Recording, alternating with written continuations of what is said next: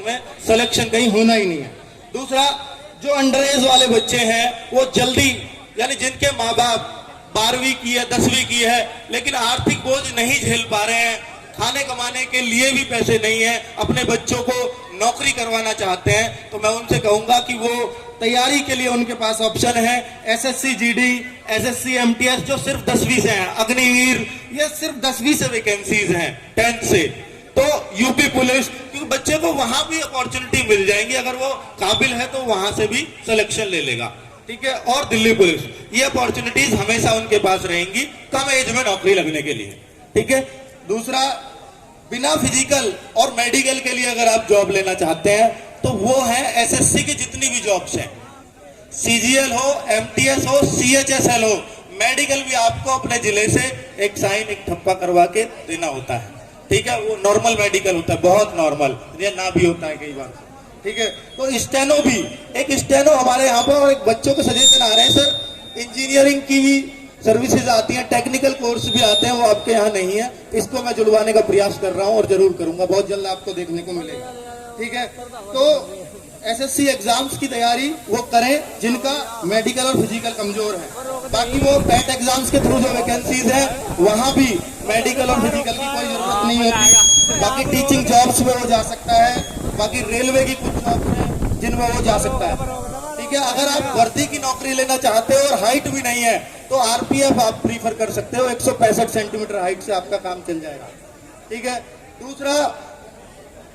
अगर आपको कुछ थोड़ी अच्छी भी जॉब लेनी हो, थोड़ी सी अच्छी और थोड़ी कम भी मेहनत करनी पड़े, तो एसएससी सीपीओ के थ्रू ऐसा ही बन सकते हो जो कम मेहनत में आप जॉब ले सकते हो, यानी जितनी आप यूपी पुलिस के लिए, दिल्ली पुलिस के लिए मेहनत करते हो उतनी मेहनत सीपीओ के लिए कर दो तो आप सब इंस्पेक्टर बन सकते हो, उतनी मेहनत में सिर्फ, ठीक है। तो ये कुछ अपॉर्चुनिटीज मैंने अपने माध्यम से आपको बताई है। बाकी बहुत सारे बच्चे एग्जाम होने के बाद हताश और निराश लौटते हैं, जैसे यूपीएसआई का एग्जाम्पल हमारे सामने आया, कुछ सरकार की लापरवाही आया, बच्चों की लापरवाही आया, जो भी रही है, तो उन सबको मैं हाईलाइट करते हुए कुछ लाइंस बोलना चाहूंगा कि उस टाइम पर बच्चे के मन में बहुत गलत ख्याल आते हैं, बहुत गलत ख्याल आते हैं, तो इसमें कुछ लाइंस हैं, तो प्लीज उनको सुनिएगा, क्या ये ख्याल आपके भी होते हैं तो उनसे जुड़िएगा अगर आपको लगता है कि ये मन के अंदर तक ये लाइंस पहुंचती हैं। माना कि मन के घावों पर अभी घना अंधेरा छाया है, माना कि मन के घावों पर अभी घना अंधेरा छाया है, माना कि उम्मीदों के दर से तुमने ठोकर खाया है, जीवन के संघर्षों में माना सपने गिरकर टूट गए, अपने भी अपने होकर मुश्किल समय में रूठ गए, मन होगा मजबूत जीवन की जंग में अगर डट जाएगा, फिर कितना भी हो वक्त बुरा वो लम्हा भी कट जाएगा, तुम पिता की आंख के तारे हो इतना तुमको याद रहे, तुम माता के राज दुलारे हो इतना तुमको याद रहे, अगर तुमको कुछ हो जाएगा वो जीते जी मर जाएंगे, सब कुछ देकर पाला है क्या परिणाम वो पाएंगे, जब भी कमजोरी हावी हो माँ की ममता को याद करो,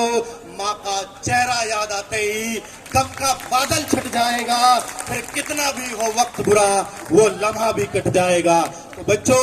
ये जो चीजें हैं कि आप अपने हमेशा घर वालों को आगे रखकर चलो, चाहे मेहनत करते टाइम, चाहे किसी भी रिजल्ट में फेल होते टाइम, दोनों टाइम पे अपने आप को घर वाले ही याद करने पड़ेंगे। और एक हमारे बीच में, देखिए मैं अपनी बातें जितनी रख सकता था मैंने अपनी तरफ से रखी है, एक हमारे समाज में, इस समाज में लड़कों और लड़कियों को, हमारे समाज की क्वालिटी है कि लड़कों और लड़कियों को एक ही बात कह करके डरा दिया जाता है, सुनना उस बात की गहराई को, लड़कों और लड़कियों को एक ही बात कहकर डराते आए हमारे बड़े बूढ़े, हमारे माँ बाप। वो क्या बात है कि भैया पढ़ ले, लड़कों से डराते हैं ऐसे, भैया पढ़ ले नहीं तो शादी भी नहीं करेगा कोई, और लड़कियों को डराते हैं कि पढ़ ले बेटा नहीं तो ब्याह कर देंगे अब कहीं। दोनों बात ये हमारे समाज की है, और ये समाज की मैं कहूंगा एक बात से डरा देना दोनों लोगों को, ये समाज की गुणवत्ता है। और ये डर नहीं है, ये आप में ताकत बढ़ता है। इसको नेगेटिव मत लिया करो, इसको पॉजिटिव लिया करो। और एक हमारे यहाँ